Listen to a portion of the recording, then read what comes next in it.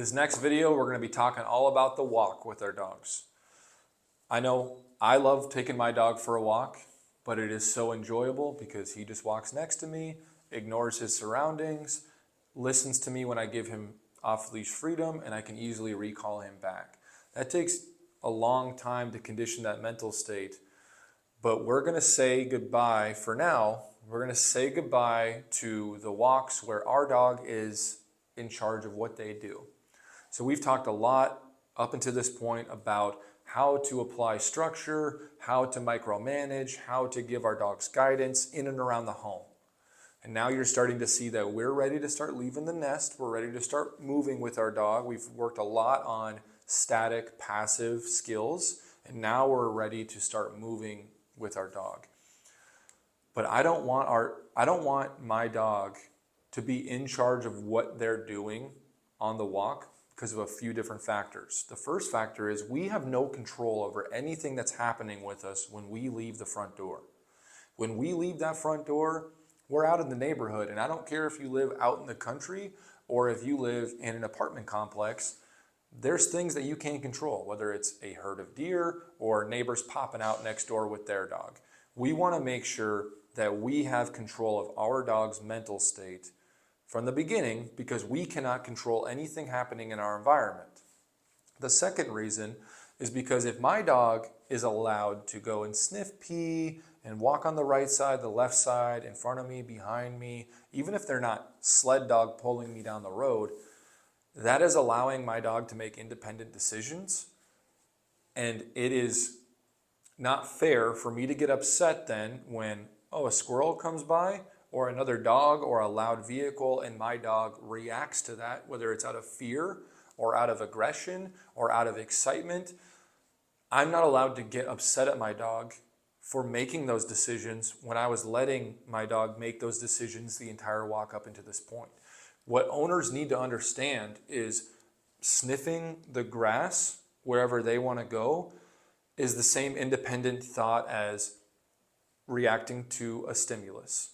So if we can control them from ignoring that dog pee that was left there yesterday by a dog and just walking next to us, now we're keeping our dog in a proactive mental state.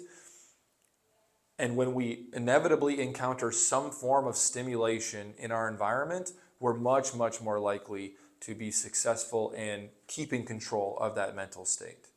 So during the walk, we use the command follow to make sure that you as owners understand what is your dog's role. Your dog's role is to be following our lead. That relies on enforcing your dog's physical position more than anything else. So as we're walking, you use your dog's anatomy to determine if they're in the correct spot. For now, we always initially start with our dog on the left side. If you have some objections to that and you'd rather have a right side follow, then please let your trainer know so we can switch it at the early stages. We choose the left side because, hey, you got to pick a side. And if we're walking against traffic, our dog is on the outside of traffic, away from the road. But as we're walking, if we want our dog to change pace with us, to turn with us, and eventually do all of that without any verbal commands and leash pressure, our dog needs to be behind us. So we want our dog's collar and neck area to be next to our pant seam. If we can get their head by our pant seam, that's even better. But no more are the days of your dog's shoulder, rib cage, butt next to our leg while the rest of their body is out in front of us. Because if they're out in front of us physically, then they're out in front of us mentally as well. And we want to control the body physically so that way we can control them mentally. Remember that whole saying that we use. The most likely thing that your dog is going to want to do during the walk is forge ahead, pull ahead. So you're going to see as we condition the follow, you're going to see how we start very slowly inside the home, working slowly out into the real world with distractions as we progress and as we get better. Your trainer is going to show you a handful of tools to be able to, we call them immediate actions, to be able to get your dog back into that happy bubble when they drift away from it, no matter what direction. The happy bubble is when your dog is in the correct spot next to your body. It's a bubble that's the size of your dog, whether it's a tiny Dachshund or a Great Dane, they have a happy bubble next to your body. That's where treats, pet, verbal praise comes from or comes to. And if they drift away from that bubble, that's where we apply punishment and then reset them back to our side. So you're going to get plenty of practice on the basics and how we teach them the happy bubble and the follow command, so that way you can replicate it when we start integrating you together through training sessions. The general idea to take away from this video is that, again, we are going to give your dog a proactive job during the walk, so that way from the moment we step out of the home to the moment we get back, they are where they're supposed to be. As we advance, we'll show you how to give them breaks throughout the walk so they can sniff things, so they can have a little mental reprieve, but then we need to get them back doing their job before we step off again. So your trainer will walk you through all of that and show you that whole process as we get better with it. But at the beginning, our balance is way more in the structured area, and as we get better, we'll give them more and more freedom. Going along with the topic of walking with our dogs, I want to start this video by having you critically look back on your old routine with your dog. Now, some of you may not have even been able to walk your dog because their behavior was unmanageable or you were nervous for whatever reason. But those of you that were able to walk your dogs, I want you to look back and think, was I doing it in the most structured way possible? Did I get the collar and leash and walking equipment out, getting my dog very excited, strap it all up, and head out the front door? Maybe you made him wait by the front door, but then told them okay and let them drag you out the front door and then down the driveway and out into the neighborhood. If that sounds like you, then hey, we're going to change some things up. If this sounds like you as well, we're going to change some things up to where if your dog pulls and pulls and pulls until you're about halfway on the walk and then they end up getting tired, and hey, the end of the walks are usually really enjoyable because my dog has pulled me for so long that they're now physically tired and they're just staying by my side. We want to have that type of a walk from the very beginning. So we're going to teach you that the walk is no longer a physical activity. There are physical benefits to it. Yes, they're getting steps in and getting exercise, but the walk is much more of a mental activity for you guys now than it is a physical activity. The reason we say that is because these dogs were meant to sprint, to run, chase things, work. They were meant to go at top speed.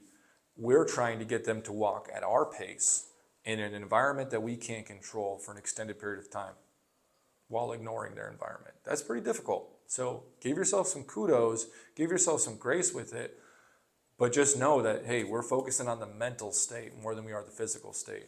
So we've already talked about place training, where your dog needs to be, the equipment itself. You've seen your trainer do a ton of work getting a calm mental state from your dog. And now what we're going to do is teach you a routine. Think of it warming up for your walk. So before you guys work out or exercise, hopefully we're doing some kind of a stretching routine, warming our body up for that physical exertion we're about to do. We're going to do the same thing mentally with your dog. So the equipment is on them from the beginning of the day. Before we go out for a walk, they should be placing. And before we go outside the house or the home, we do our walking drills inside the home, open up that door, do walking in and out through that front door, out into the driveway, do our warm-up drills there that you're going to practice with your trainer. And then eventually we start expanding our bubble of calm out to the neighbor's driveway and back, then down the street and back. And soon we're doing the whole neighborhood again. But in doing it that way, where we're doing it nice and controlled, they're at our pace, we're turning around constantly, we take that giant tidal wave of impulse out of the equation, and we try to keep our dog nice and capped throughout the entire process. How long of a warm-up does each dog need really depends on how bad was your relationship with your dog beforehand, how crazy excited does your dog get, and how quickly and effectively can we calm them down. As we progress with them, the warm-up should get quicker and quicker until the point that we can take our dog at any time in any environment, tell them follow, and they will, in a calm mental state, follow us. But some dogs, it is that constant intention that we have to put into the walk. And remember our whole 1 week for every, or 1 month for every week that we have them. So we want to make sure that you're setting your mentality to the correct setting before we even attempt to walk with our dogs.